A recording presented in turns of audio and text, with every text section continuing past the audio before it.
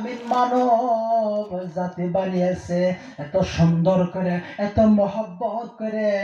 ফি আইয়ি সূরাতিন মা শাআ রাক্কাবাক, জোরে কোন সুবহানাল্লাহ।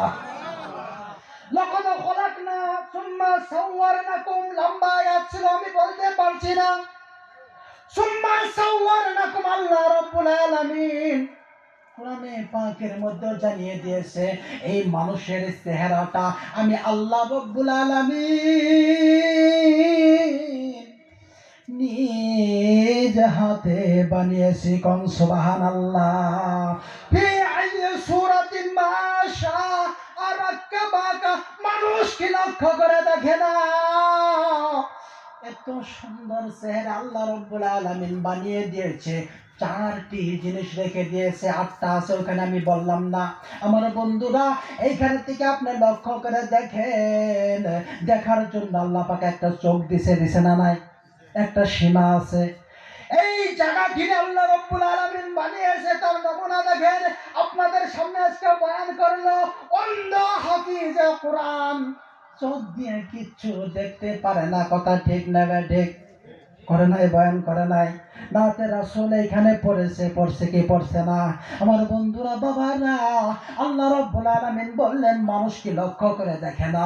আমি তাদের বলার জন্য বাক শক্তি দিয়েছি। এই যে কথা আমি তাফসীর ইবনে কাসিরের মধ্যে দেখছি, আল্লামা ফখরুদ্দীন রাজি রাহমাতুল্লাহ আলাইহি ব্যাখ্যা করেছেন, একজন মানুষ যখন কথা বলে এই গলার থেকে আওয়াজটা বাহির আসা পর্যন্ত 40,000 ফেরেশতা সাহায্য নিয়ে বাইরে আসে। কোন সুবহানাল্লাহ।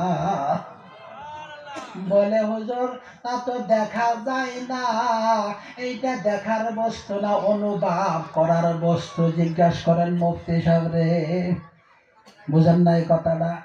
আরেকটা হাদিস মনে পড়ে গেল, বলে শেষ করতেছে। আমি মাঝে মধ্যে বলে থাকি মা বাবার পায়ের তলে সন্তানের জন্য বেহেশত, কথা ঠিক না নাই? শোনেন নাই আপনারা? নবীর হাদিস মিথ্যা হইতে পারে না। মিথ্যা কি গো?